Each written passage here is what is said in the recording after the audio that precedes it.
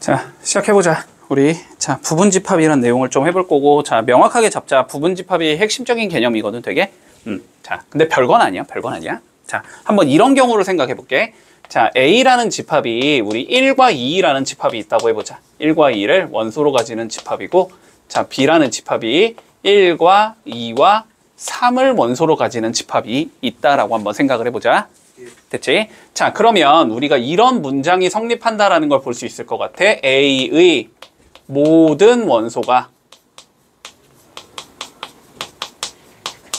B의 원소이다. 자, 이 문장이 성립하겠니? A의 모든 원소 1과 2가 B에 있지. 그치? 자, 이런 관계에 있을 때 우리는 뭐라고 부르냐면 A는 B의 일부분이다. 자, 부분집합이다. 이렇게 얘기를 해줄게. A는 뭔가 B의 일부분으로 만들 수 있는 집합이라는 소리야. 됐지? 자, 그래서 요거를 다시 기호로 어떻게 표현할 거냐면 A는 B의 부분집합이다. 이렇게 표기를 해줄게. 기호로 앞으로. 됐지? 네. 여기까지? 자, 그러면 만약에 이렇게 돼 있다고 한번 해볼까? 1, 2, 3이 어떤 특정한 B의 부분집합이다. 이렇게 적혀 있다고 해봐. 그러면 이 기호의 의미가 뭐냐면 1, 2, 3을 B가 어떻게 가져야 된다는 소리야? 원소로 가지고 있어야 된다는 소리야. 그러니까 B는 무조건 1, 2, 3은 있어야 된다는 소리야. 됐지? D가 어떻게 구성되는지는 모르겠는데. 됐지? 여기까지. 별다른 얘기 없지, 그지? 자, 그러면 이런 식으로 되면은 1과 2를 전부 다 가지지 않지. 2만 가지잖아? 그치? 근데 2만 갖는 건 의미가 없어. 다 가져야 돼, 무조건. 알았지? 자, 그러면 이런 경우는 A는 B의 부분집합이 아니다라고 얘기해야 되겠지? 그러면 그럴 때는 어떻게 표현하겠어? 당연히 뭐 그냥 짝대기로 이렇게 표현하겠지? 자, 그래서 이렇게 적어준다. 부분집합이 아닌 경우에는 없는 게 하나라도 있으면 부분집합이 아니란 소리야. 요거까지도 판단되니? 됐지? 자, 그러면 우리가 부분집합의 성질에 대해서 조금 얘기를 해보자. 자, 요거 그냥 받아들이고 갈게. 자, 공집합을 한번 생각해보고 임의의 집합 A를 한번 생각을 해보자. 자, 공집합은 원소가 있어, 없어? 없지. 자, 없는 거는 무조건 A 안에 들어간다라고 보는 거야. 알았지? 없는 건 A 안에 무조건 들어가는 거야. A가 어떤 집합이든 간에. 자, 그래서 공집합은 어떠한 집합을 갖고 오더라도 무조건 부분집합이 된다. 마치 그런 것처럼 1은 무조건 약수잖아. 그런 것처럼. 됐지? 공집합은 A의 부분집합이 돼. 무조건. 자, 그리고 두 번째. A는 A의 부분집합이 되거든. A의 모든 원소는 다시 A에 들어가겠지, 무조건. 그렇지? 자, 그래서 A는 A의 부분집합이다라고도 얘기를 해. 됐니? 여기까지 문제 없어? 자, 그럼 한번 이런 상황을 생각해보자. A가 B의 부분집합이 된다는 건 다시 A의 모든 원소가 B 안에 다 있어야 된다는 소리지. 그러니까 이렇게 나오면 얘를 벤 다이어그램을 우리가 어떻게 그릴 수 있냐면 A를 이렇게 그려준 상황에서 됐지. B 안에 얘가 다 들어가야 된다는 소리잖아. 그래서 그림을 이렇게 그려줘. 판단돼? 판단되지? 자, 그러면 다시. 그런데 B가 다시 C의 부분집합이라고 한번 생각을 해보자. 그러면 B의 모든 원소가 C 안에 다 있어야 된다는 소리지. 그러면 C가 B를 이렇게 덮고 있어야 되지, 다. 그러면 요렇게 C가 더 크게 들어가야 되거든. 요렇게. 그러면 어떤 얘기를 할 수 있니? A는 C 안에 있어야 되겠지, 무조건. 그렇지? 이렇게 되면 A는 C의 부분집합이 되겠구나. 자, 요런 얘기들도 해줄 수 있다라는 소리야. 됐지?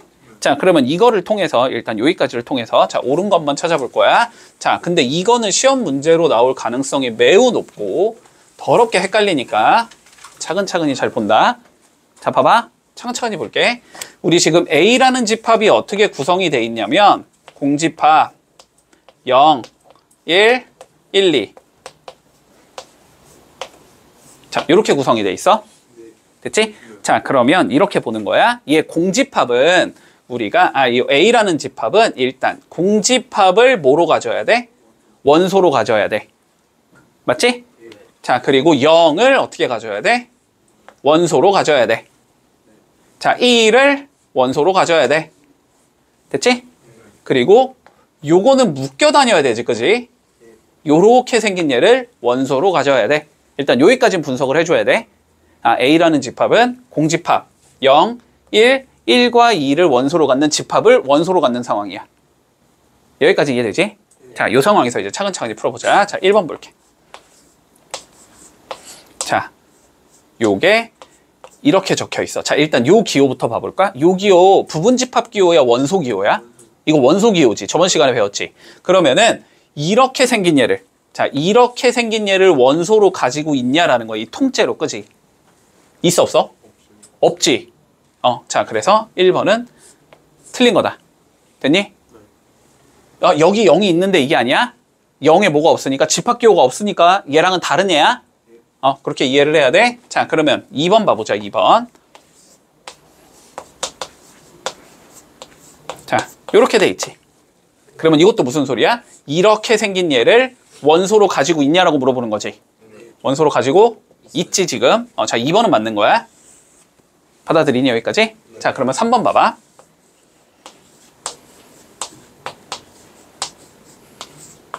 자, 이거는 원소 기호가 아니지. 집합 기호지. 그러면 앞에 있는 집합이 A라는 집합의 부분 집합이냐는 소리거든? 여기까지인데? 그러면 앞에 있는 집합을 살펴본다. 앞에 있는 집합은 0과 2를 원소로 가지는 집합이지. 그러면은 요 집합이 A의 부분 집합이라는 소리는 A가 0과 2를 둘 다 원소로 가지고 있어야 돼. 맞지? 근데 0은 있는데 2가 없지. 그러니까 얘는 맞아, 틀려. 틀린 게 되는 거야. 됐어? 자, 그러면 4번 볼게. 자, 4번은 1, 2, A 이렇게 돼 있어. 자, 이것도 마찬가지로 집합 기호지? 그러면 앞에 있는 집합의 원소가 A에 다 있냐라는 소리지. 근데 앞에 있는 집합은 1과 2를 원소로 가지는 얘니? 맞지? 그러면 1과 2를 전부 다 원소로 가지고 있니? 안 가지고 있지. 틀린 거야. 알았지? 이렇게 하면 맞는 거야. 이렇게 하면 틀린 거야. 대체 구분되지? 왜 그런지? 자, 그 다음 마지막 5번. 자, 공집합은 A의 이거 원소 기호잖아, 그지? 그러니까 요렇게 생긴 얘가 없다라는 소리지, 그지? 있지? 그래서 얘도 틀렸네. 그래서 답은 2번 되겠다. 됐니? 문제 없지? 자, 1, 2, 3번 해보자, 빠르게. 자, 보자. 그냥 느낌상 요건 받아들여도 좋아. 너네가 생각하는 그 느낌이 맞거든, 여기서는. 자, A라는 집합이 우리 1, 2, 3 요렇게 생긴 얘라고 해보자. 자, 근데 B라는 집합이 1, 2, 3이야 이렇게 생겼다고 해볼게. 그냥 느낌상 A랑 B는 어때? 서로? 같겠지, 그치? 자, 이런 식으로 우리가 그냥 직관적으로 받아들이기에 구성하는 원소가 완전히 똑같이 생겼으면 두 개의 집합이 똑같다라고 생각하면 될 거야. 맞아? 일단 직관적으로는 일단 그렇게 받아들일게.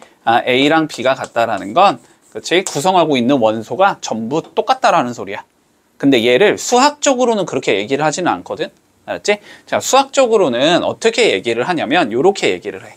자, 봐봐. 만약에 A가 B의 부분집합이다라고 한번 생각을 해보자. 됐어? 그러면 A의 모든 원소가 B에 전부 다 있어야 된다는 소리지. 맞지? 그러면 예를 들어서 A가 만약에 1, 2, 3 이렇게 생겼다면, 그러면 B라는 거는 저 조건하에선 1과 2와 3에다가 뒤에 뭔가가 더 있을 수 있다, 이런 형태라는 거잖아, 그치? 그런데 문제에서 다시 B가 A의 부분집합이기도 하대. 됐지? 그러면 두 개에서 다시 얘가 다시 얘의 부분집합이 돼야 되는데, 서로 역수관계로. 그러려면은 여기 있는 모든 원소가 여기에 다 있어야 된다는 소리지. 그러려면 여기 있는 점점점이 있을 수가 없겠지, 그지? 그렇게 되면 어떻게 되겠다? 두 개가 똑같이 생겼구나, 이렇게 된다는 소리야. 됐지? 자, 그래서 서로가 서로의 부분집합 관계에 있다면은 A와 B는 서로 같은 집합이다라고 얘기를 해. 됐니, 여기까지는? 문제 없지? 됐지? 자, 서로 같은 집합 이렇게 얘기할 거고. 자, 그 다음에 진부분 집합이란 얘기를 해보자. 진부분 집합. 뒤에 가서 얘기를 나올 건데, 이거는. 자, 진부분 집합이라는 건 이런 거야. 자, 봐봐. 예를 들어보자. 우리 1과 2라는 집합이 하나 있다라고 해보자. 됐지? 그러면 이거에 내가 부분 집합에 대해서 한번 얘기를 해볼게. 자, 공집합은 무조건 부분 집합이지. 공집합은 무조건 부분 집합이야. 자, 그런데 원소를 한 개만 가지고 있는 집합을 한번 생각해 볼게. 그러면 1만 갖고 있는 얘거나 2만 갖고 있는 얘겠지. 저 1과 2를 제외한 다른 숫자는 쓰면 안 되지. 그러면 걔가 얘 안에 없을 테니까, 그지? 자, 그래서 1이 있을 거고 2라는 집합이 있을 거고 그 다음에 누구여도 돼? 자기 자신이어도 되지. 이런 애들이 얘의 부분집합인 거야. 여기까지 이해돼? 여기까지 이해되지? 자, 그런데 특별하게 얘 있지, 얘. 자기 자신을 제외한 얘랑 얘가 조금 다른 느낌인 건 보이지? 얘는 자기 자신이고 얘는 진짜 뭔가 일부분만 갖다 만들어준 애들이잖아. 그래서 이런 얘들을 우리는 진부분집합이라고 불러. 진부분집합이라고 불러. 됐니? 별다른 얘기는 아니야, 이거는. 별다른 얘기는 아니야. 자, 진부분집합이라는 거는 뭐냐면 결국 부분집합인데 부분집합은 되는데 자기 자신은 아닌 얘들을 진부분집합이라고 부른다. 됐지? 그런데 뭐 딱히 구별해서 쓰진 않는다. 굳이 얘네는 진부분집합이 보통 이렇게 얘기는 하잖아. 그냥 다 부분집합이라고 얘기를 해. 다 부분집합으로 얘기를 해. 알았지? 근데 진부분집합이라는 거는 자기 자신만 빼주면 된다. 이거는 나중에 부분집합의 개수 구하는 문제에서 나올 거야. 알았지? 됐지? 일단 그냥 그런 게 있다 정도만 알고 있으면 돼. 됐지? 자, 요건 넘어갈게. 자, 그러면 6번 한번 가보자. 자, 두 개의 집합이 존재한대, 지금. 자, A라는 집합은 2랑 A라는 집합이고, 자, B라는 집합은 1과 A-4와 12-A라는 집합이 있대. A가 B의 부분집합이 될 때, 자, A의 값을 구하시오가 문제야. 자, 그러면 판단해보자. A가 B의 부분집합이라는 건 A의 모든 원소가 전부 다 B에 있어야 된다는 소리야. 그치? 그러면 A는 지금 원소가 누구랑 누가 있으니까 2랑 A가 있잖아. 누가 더 쉬워? 당연히 2가 더 쉽지. 그치? 자, 그러면 얘는 어쨌든 2라는 얘를 원소로 가지고 있어야 되거든. 그러면 B도 원소를 누구를 가지고 있어야 돼? 2를 가지고 있어야 돼. 그러면 2가 될 수 있는 얘는 얘가 2인 경우도 있을 수 있고, 그치? 얘가 2인 경우도 있을 수 있지. 그치? 명확하지? 얘가 2거나 얘가 2일 거야. 됐어? 그러면 이 상황에서 그러면 A도 얘 중에 하나가 A를 가져가야 되잖아? 그거는 신경 쓰지 마, 일단. 그냥 얘가 2인 경우, 얘가 2인 경우 이렇게 두 개를 나눠서 풀어준다.